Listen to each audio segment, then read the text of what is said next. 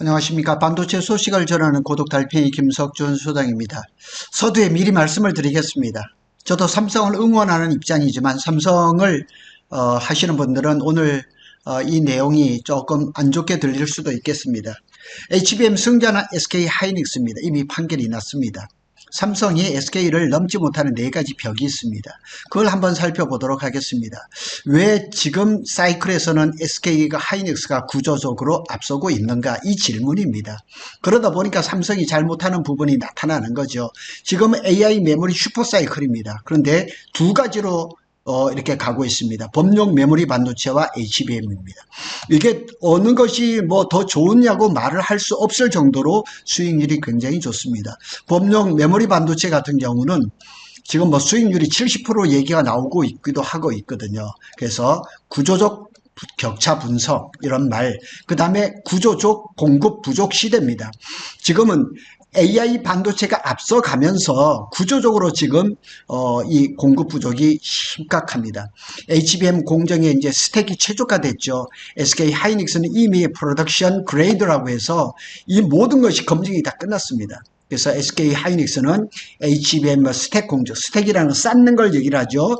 그 다음에 TSV, 여기 구멍을 뚫는 거죠. 이미 안정화됐습니다. 그러나 삼성은 아직까지 최적화가 덜 끝났습니다.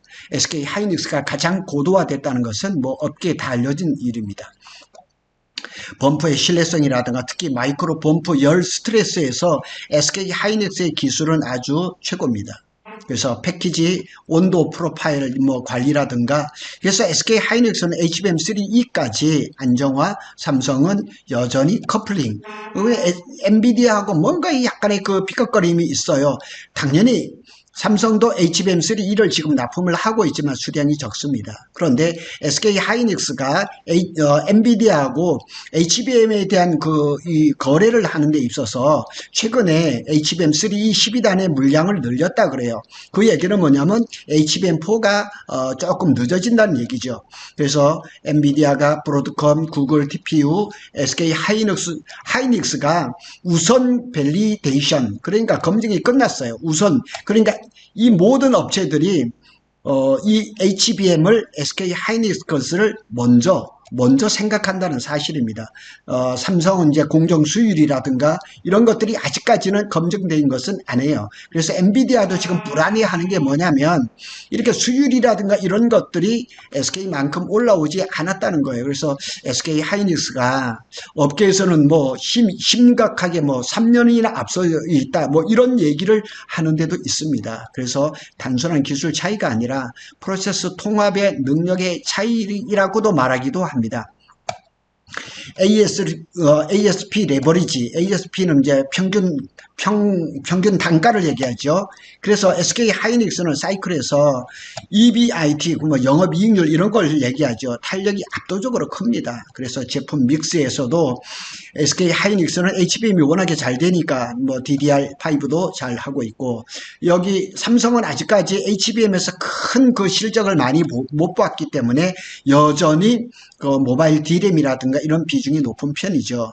ASP 민감도도 업사이클 레버리지가 매우 좋습니다. 그리고 ASP 전가력이 상대적으로 좀 약합니다. HBM에서는 이 ASP가 상대적으로 SK 하이닉스에 비해서 삼성이 그냥 싸게 뭐 30% 싸게 이렇게 막 들어가는 이런 것들도 벌어지죠. 그래서 반등 구간에서 급격한 이익이 확대되지만 삼성전자는 HBM보다는 범용 D램 쪽에서 수익률이 높아가지 않을까, 이렇게 좀 볼 수가 있습니다. 그래서 삼성은 전략적으로 DS 부분에 이제 캐시카우 역할은 D램이라든가 모바일 콘텐츠 이런 데서 유지를 하고 있고, 아직까지 HBM에서 큰 그 성과를 내지는 못합니다. 그래서 SK 하이닉스는 AI 사이클이 이제 종속적이라서 상승기에 뭐 영업이익이 폭발하는 거죠. 하락기 리스크도 이제 크지만은 지금 당장 AI 반도체 사이클이 좋은 상태에서는 SK 하이닉스의 구조가 훨씬 유리한 편인 것은 사실입니다.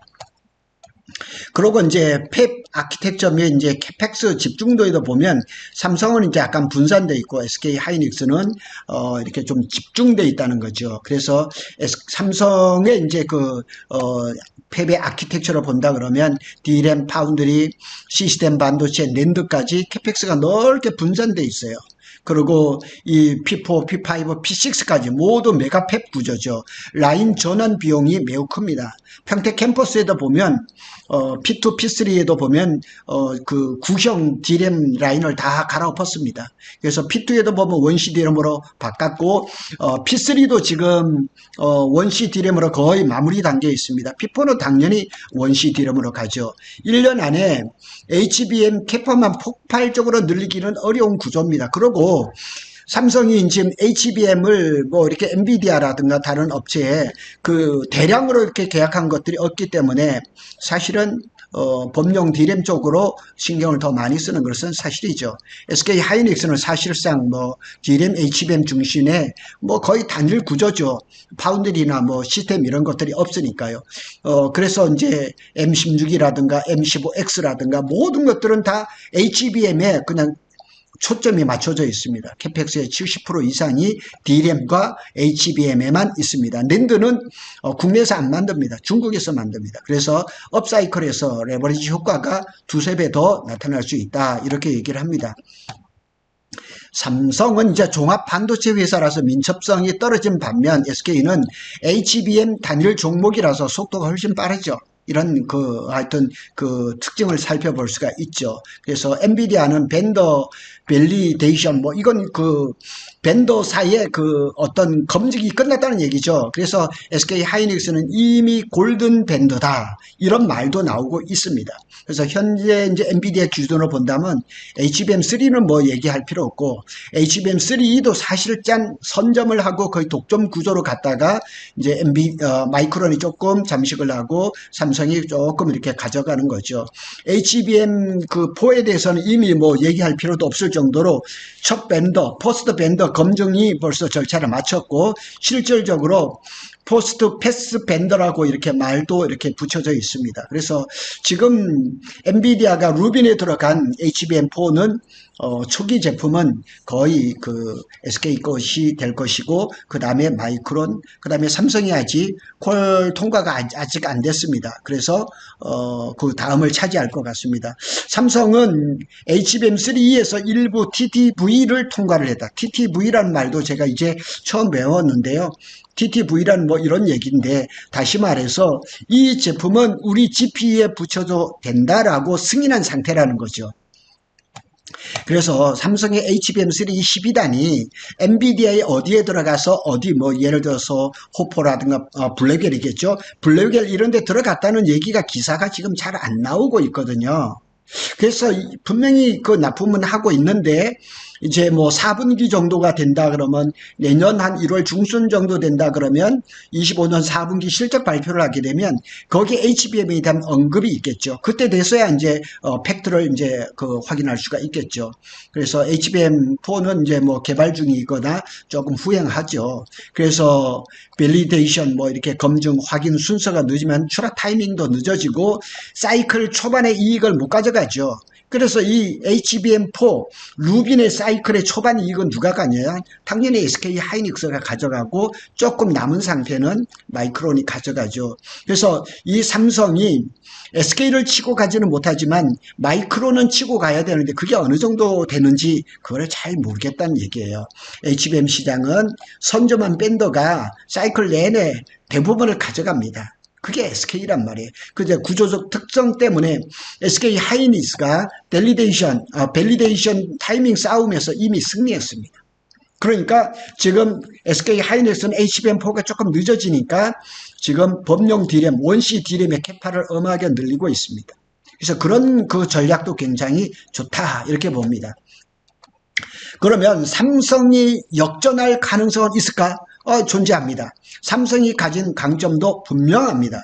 평택의 이제 P5, P6, 용인 클러스터가 이제 본격적으로 가동을 하면 뭐 용인까지 안 가도 됩니다. 평택에 뭐 P4가 지금 이제 아주 절반이 안 되는데 P4하고 P5 이 캐파만 해도 어마어마합니다.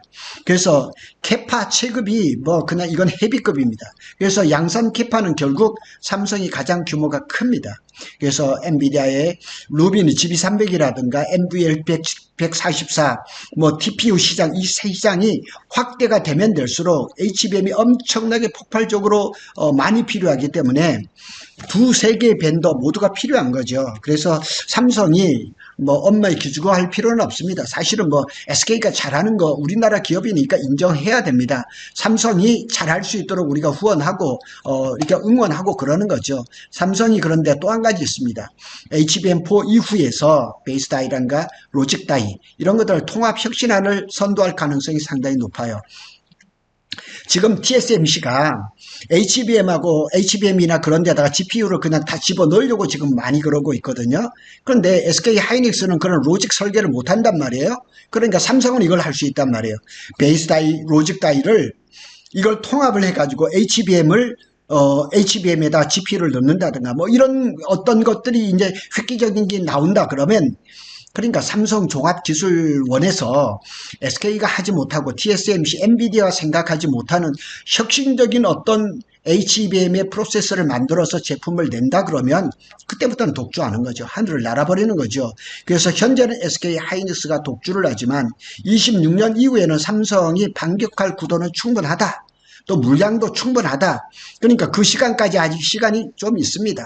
그래서 최종적으로 종합해보면 당장은 SK 하이닉스 구조가 훨씬 좋다는 것은 명백합니다.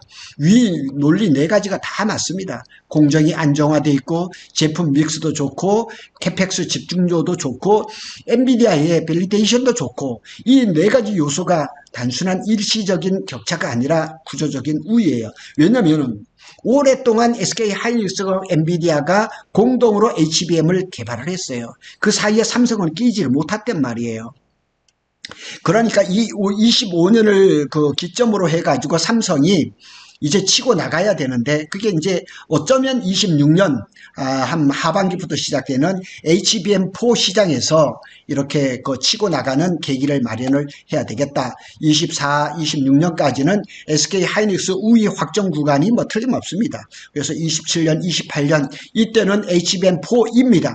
그래서 언젠가 한번 나왔던 그 정보를 바르면 HBM4도 아닙니다. 삼성은 SK 하이닉스를 따라잡는 계기가 언제냐? HBM4E라고 했습니다. 그게 언제나 27년입니다. 그러니까 여기에 나와 있는 것처럼 27년, 28년부터 삼성의 캐파 이때 되면 평택 캠퍼스 P4도 완전히 다 끝나서 생산을 할 때고 28년이 언제냐?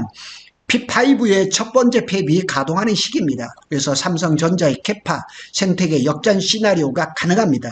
그래서 단기간 동안 뭐 25년, 26년에 SK를 따라잡는다? 어불성설입니다. 그래서 적어도 27년, 28년을 봐야 됩니다. 그래서 SK 하이닉스는 기술 수율을 고객 신뢰에서 앞서가고 있고 삼성은 체급이 다릅니다. 완전 헤비급입니다. 그래서 장기 캐파에서 반격할 여지가 있다는 거, 이걸 좀 아시고, 우리가 이제 뭐 그냥 삼성을 응원해도 무조건 잘 될 거라 이렇게 응원하는 것보다는 내부에 이렇게 돌아가는 것 사정을 좀 알면서 이렇게 좀 응원하는 게 좀 어떨까 이런 생각이 듭니다. 구독 달팽이는 삼성전자와 SK 하이닉스의 반도체 소식을 빠르게 전해드리고 있습니다. 감사합니다.